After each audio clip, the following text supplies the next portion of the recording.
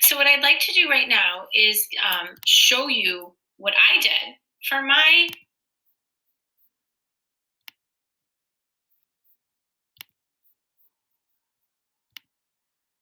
draft of my article so that we can begin with the end in mind. Okay, so I sat in my office and just thought about topics. Before I even show you my paper, I'm like, okay, what do I know a lot about? I know a lot about books. I know a lot about dance. I know a lot about, I'm learning about how to raise bearded dragon lizards and gecko lizards. I have Italian greyhounds. And then I'm like, but how to what? How to feed a lizard? Or explain something that happens. And then I thought, what do I like to read about?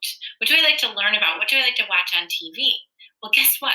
I love everything ghost stories, everything witches, everything vampires. I just finished a creepy Stephen King novel, Salem's Lot. I'm like, witches. And I was thinking, witches. What is it about witches that I could teach others that they might not know? Okay. And that's how I got my idea. So I didn't know a lot about my idea, but I knew I was interested in reading about it. Okay, so I'm going to click over to my template and show you what I did. So excited.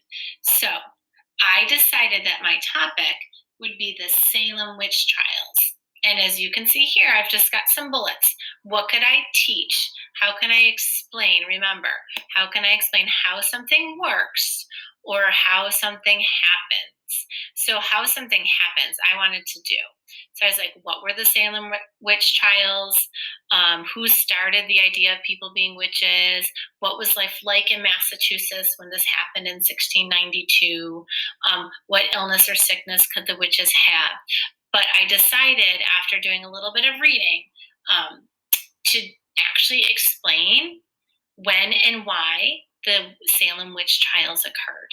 Because I have a feeling you've probably heard about the Salem witch trials, but you don't know about the doctor that started it all with his one bad diagnosis. And you don't know about Sir Phelps, who helped end it all. So that's how I found my topic. All right, so as I scroll down, you'll see my draft. I've got some title choices here. I'm not sure which one I like yet, so I didn't highlight anything. I feel like I'll pick my title at the end. But I wrote down, were they witches? Question mark. One mistake, many lives. The Witches of Salem. Okay, awesome. And then here, I actually sort of tried to draft my opening. And I thought, how can I hook my readers? So I took a fact, a recent fact, right? And then I left the reader with a question. So let's listen to what I wrote. I wrote, in 1992, the Massachusetts House of Representatives passed a resolution formally acknowledging that the people accused in the witch trials of 1692 were innocent of witchcraft. So it took them 300 years to actually say these people were innocent of witchcraft. That's crazy to me. So then I wrote, how did the small Puritan town of Salem come to believe that their town was populated with witches? How did it end? Read to find out. Okay? So then the rest of my information in my sections are just notes. So here's what I did. First, I said section 1, I want it to be about the first witches getting diagnosed. Section 2 would be about the accusations, here where I wrote the blame game. And then section 3 would be the actual trials and how they ended. Okay, so after I decided my 3 sections, then I went back in and did my notes. So here you'll see for my disastrous diagnosis, I list who gets sick, what happens with the doctor, what he does, then how the mom has them bake a witch cake. By the way, this is so gross.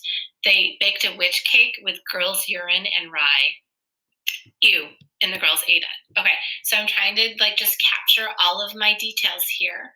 In section 2, the blame game, this is when the girls they basically say that they name these 3 people as witches.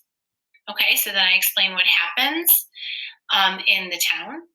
And then my 3rd section has all of my notes about the trials.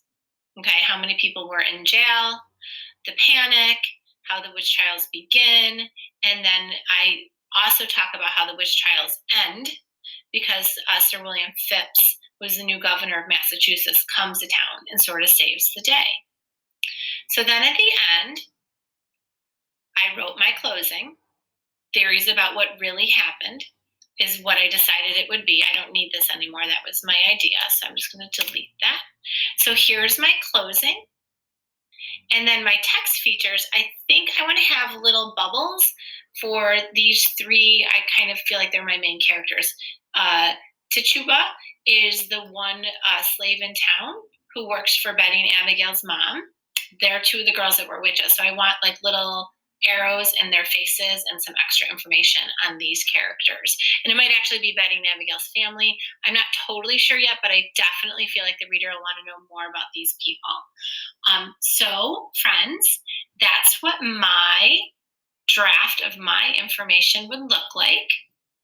I'm going to make sure that your teachers share this document with you so that you can take a look at it. And if you get stuck, you can reach out to your teachers or you can reach out to me.